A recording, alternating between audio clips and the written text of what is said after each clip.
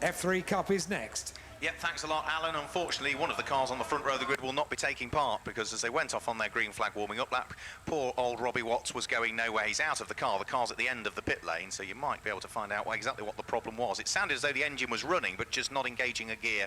We've got the grid fully formed, so Daryl Jones, therefore, lines up on his own on the front row of the grid, and with the green flag already having waved from the tail end of the field, we're about to get this 15-minute F3 Cup race underway. The lights go out and it's a good start from pole position for Daryl Jones. It's well away also for car number 13, Tony Bishop. Poor old Shane Kelly, who won all 3 races at Donington Park, is going backwards. It looks though he's got problems. He's now, I think, eventually got the right gear in his car, but poor old Shane Kelly has handed himself a chunk of work to do here. He hadn't done himself a great deal of favours, qualifying in 5th position this morning. He would have been disappointed with that. He's now got even more work to do. But he did say to me that there wasn't a problem with the car. It was just that they went maybe slightly too conservative on the setup in the car in qualifying. So he was very confident that he could make up places early on in the race.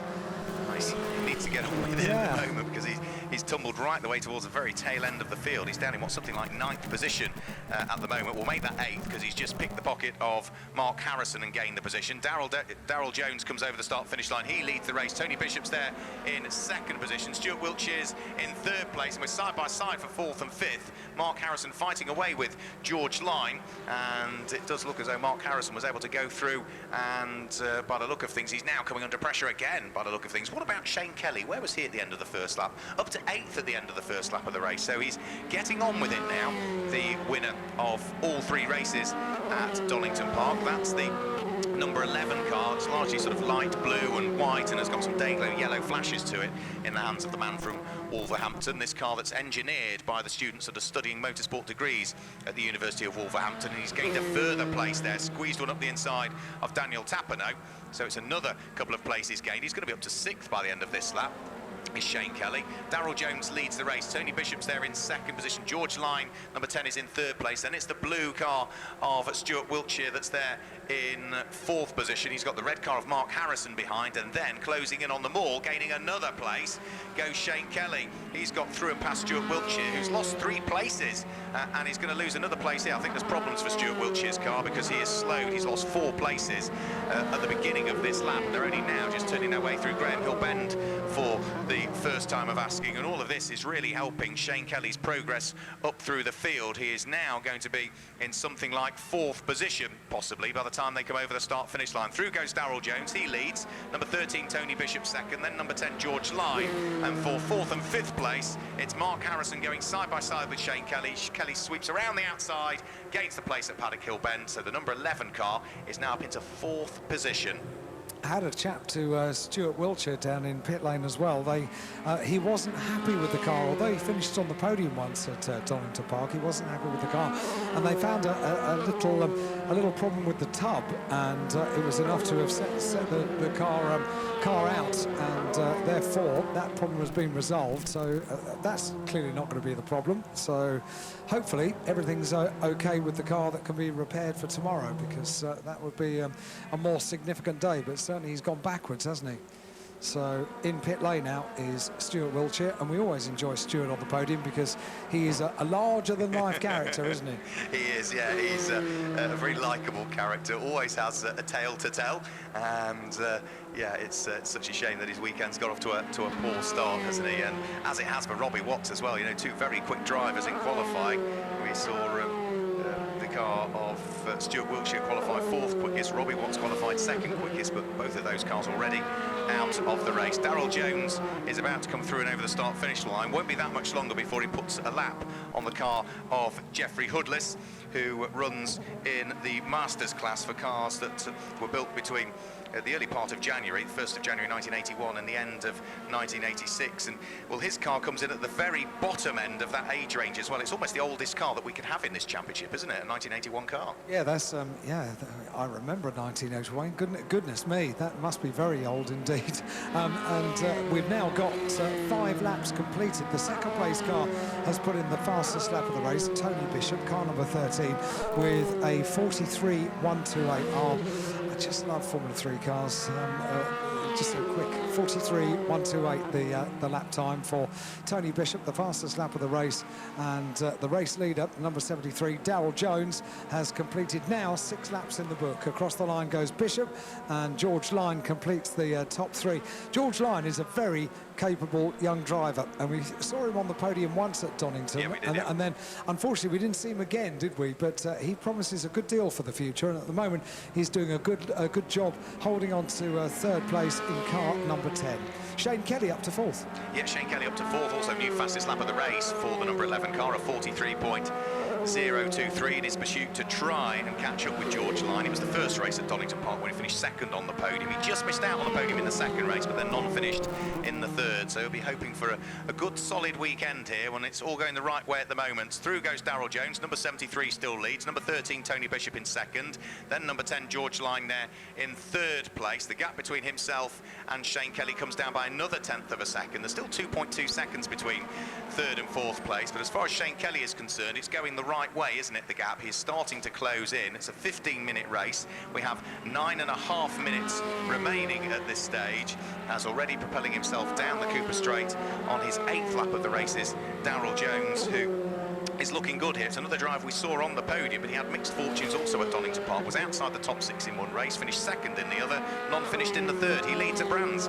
Yep, he does, and yeah, it was an inconsistent weekend, as it was for a few of them, and very often in F3 Cup we see domination, and you know, it's a championship that very often throws up all good weekends or all bad weekends, but we had a number of drivers over the weekend at Donington Park that had weekends of mixed fortunes. I wonder what this weekend is going to throw up. Already we've seen disappointment for Robbie Watts, we've seen disappointment for Stuart Wiltshire as well, and what of the car of Tony Bishop.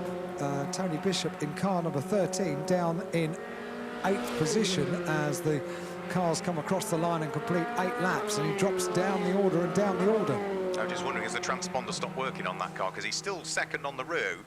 Through goes Darryl Jones. And there. not being shown, yeah, the transponder has stopped, hasn't it? Yeah, in fact, where is that Tony Bishop? No, that was car number 10 that just came through. So dropped down the order, yeah, Tony now Bishop showing has, 2 laps down. Yeah, safety car's coming out, Tony Bishop, so he has indeed had the off somewhere. And there he is. Look, he's parked on the exit of Clearways. Yeah, the car's rotated through 180 degrees, and the tail end of it's parked in the gravel trap up there. We could just about spot it over the top of the transporters in the paddock. That's well, the you problem. can, because you're taller than me, but I struggle a bit, but I can see it now. Yeah, it's facing the wrong way, so needs to be recovered. 2 wheels in the gravel over there at the exit of Clearways up towards Clark Curve. So safety car intervention for the first time in F3 Cup today. And Darryl Jones will now all of a sudden have eroded the advantage that he had over George Lyne of 5.3 seconds. This really plays into the hands of Shane Kelly as Kelly well, doesn't it? Really does, yeah. Yeah, in 3rd position, who had to work his way up through the order following that poor start, which dropped him not into last position. He always just about got the car off the line so as to prevent dropping down to last place. But yeah, he's worked his way up through the order and had still got some work to do. He was, what, 7 seconds behind the race leader, but with the bunching of the pack, he's in prime position here to potentially push on for, well, certainly a podium, possibly a 2nd, could even be a win, couldn't it? Perfectly poised, I would say, for this restart. It's going to be fun to watch as well, because Shane Kelly there, interesting to know what that problem was on the opening lap as well. Formula 3 cars notoriously difficult to get away from the line, but it would suggest to me from what you were saying, Mark, I couldn't see the start of the race, making my way up from the podium, but it sounded like he found the wrong gear or couldn't get it in the right gear, or...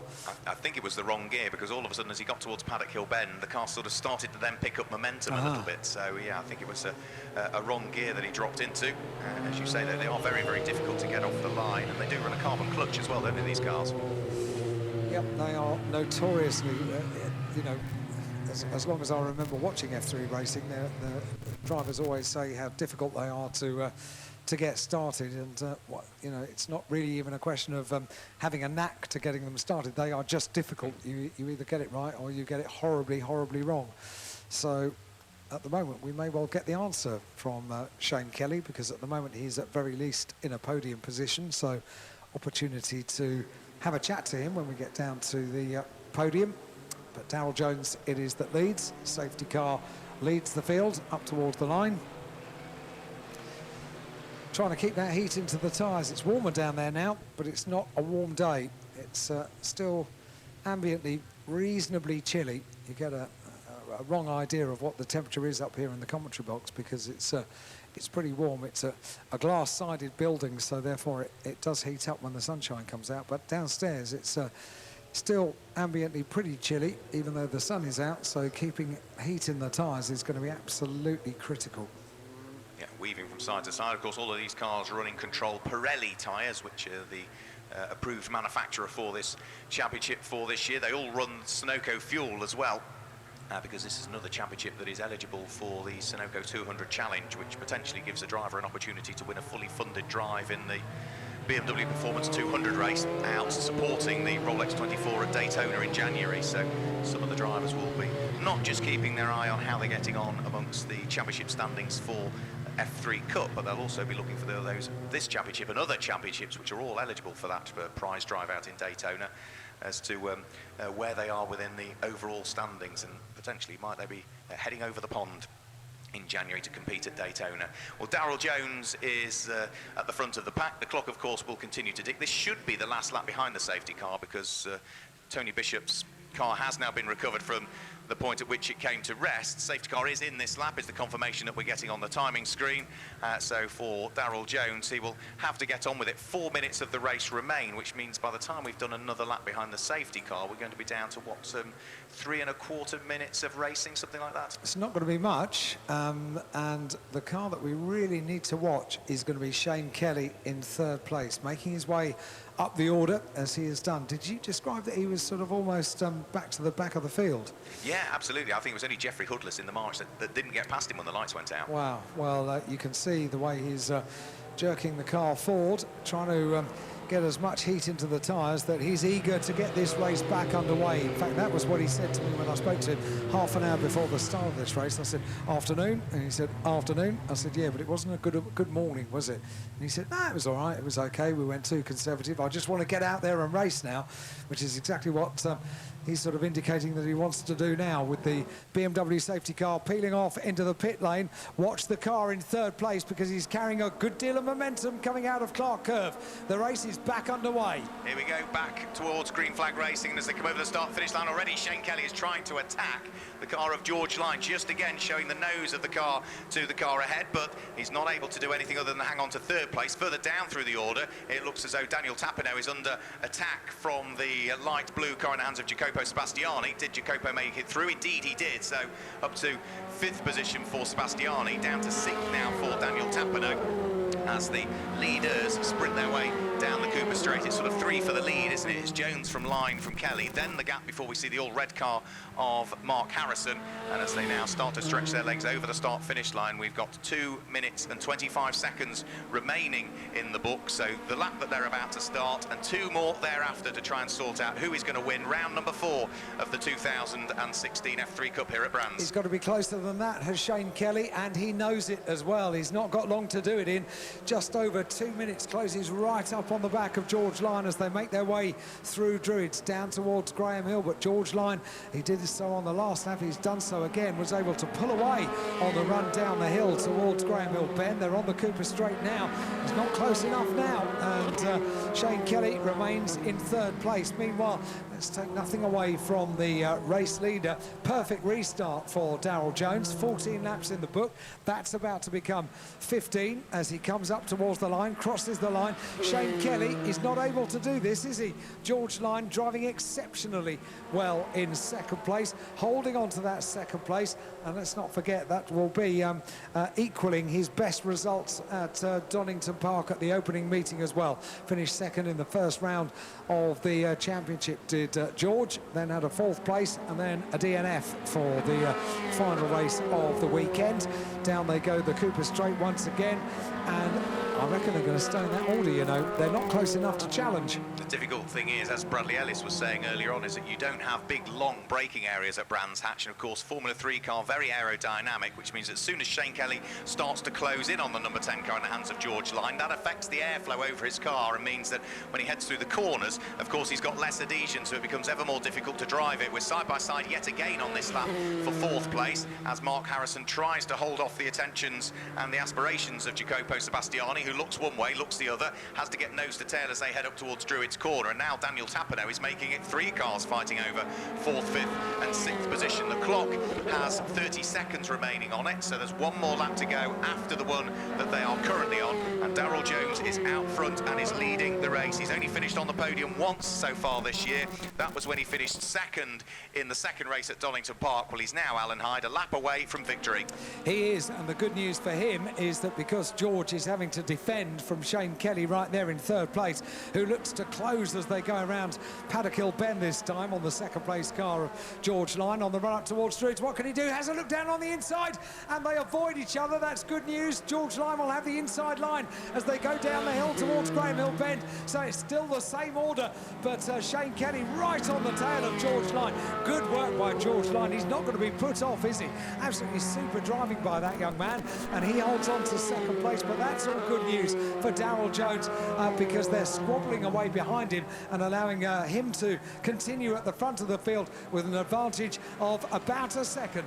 Here they go, yep, checkered flag goes out, and it is Darryl Jones that claims the win. George Lyne finishes in 2nd place, and well, Shane Kelly threw everything at him, but ultimately he was just a little bit too late on the brakes on that final lap, heading in towards Graham Hill Bend. I'm sure he'll confirm that with Alan down on the podium, and once he'd brake that little bit too late at Graham Hill Bend, it just lost him. It was only half a car length, but it was always then going to be very, very difficult to try and attack again on that final few corners. Mark Harrison, number 6, comes through and finishes in 4th place, just 75 thousandths of a second up the road from Jacopo Sebastiani, who ultimately finishes in 5th position, with Daniel Tapano completing the top 6 at the wheel of car number 5.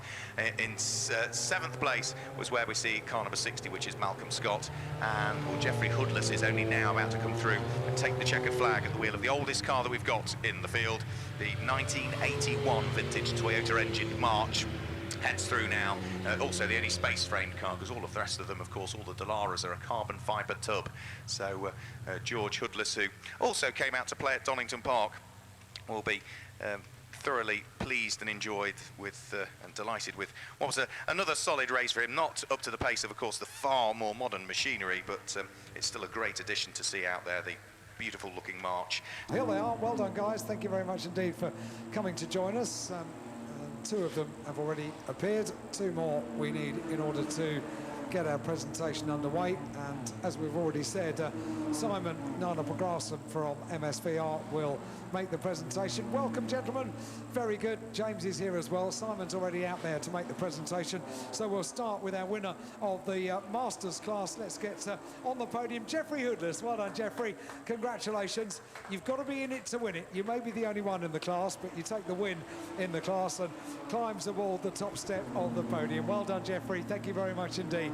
And now the Cup class, the overall top 3 in reverse order. 3rd place, Shane Kelly onto the podium. Well done, Shane. Congratulations. Makes his way up towards Simon on the podium to get the trophy and climbs aboard the 3rd step of the podium. 2nd place, welcome back to the podium, George Lyne. Well done, George. Congratulations to him. Makes his way onto step number 2. And the winner, well done, Darryl Jones. Congratulations, Darryl. Well done, makes his way onto the top step of the podium for the first time in the 2016 season, and he climbs aboard the top step. He's delighted with that, and so he should be.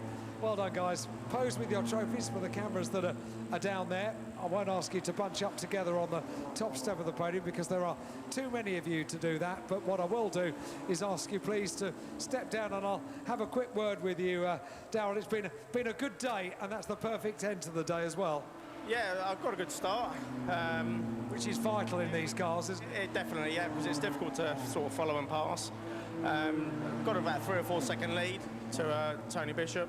It was some nip and tuck between us, really. And then I saw he fell off. And then obviously safety car, which I didn't know if it was a good or a bad thing, because I was a bit worn out. I think the gentleman to your left thought it was a good thing. Yeah, but, you know, these are hard work to drive these cars.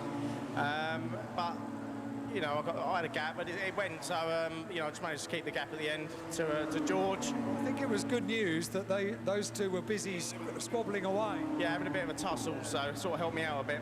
It rather did. Well done, Daryl. Congratulations. George, good to have you back on the podium.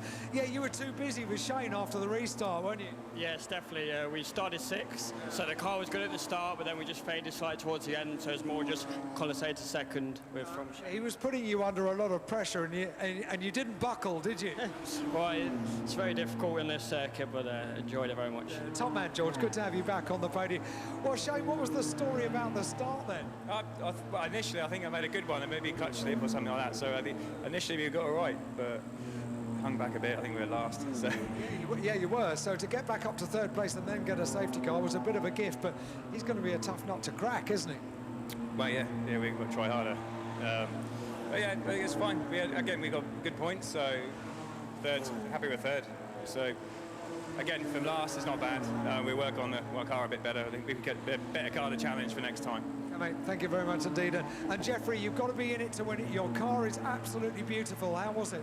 Oh, it's pretty good. I enjoyed it thoroughly. Thank you. The car's handling a lot better than it used to because we've managed to do a few tweaks on it.